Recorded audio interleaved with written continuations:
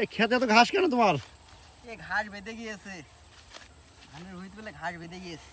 এই তো ঘাস আর ঘাস মনে হচ্ছে না বলো। এই ঘাস সাফ করতে তো মেলার জোন লাগবে না? বহুত টাকা খরচ, বহুত জন লাগবে। পুঁই শাকের খেতে এত ঘাস হলে তো হবে না। হ্যাঁ,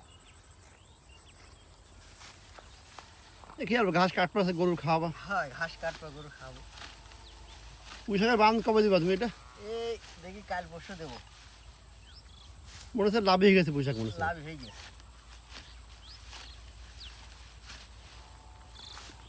চাষ করার প্রধানের নাম চাষ করা।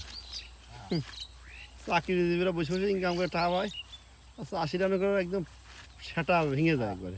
বিদেশ যে লাভ নেই, হ্যাঁ। বিদেশে হাত নেই, বিদেশে দেশে থাকা ভালো, দেশে থাকা ভালো। অন্তত বউ ছেলে বেশি মুখ দেখা যায়। হ্যাঁ, আর বিদেশ গেলে বউ ছেলে পেলে পরের মুখ দেখে বেড়ায়। বিদেশ কেউ যায়, বউ বাচ্চা ছেলেতে বিদেশ কেউ যায়। ঘাস কাটা তো ভালো, একের ঘাস কাটছো তুমি।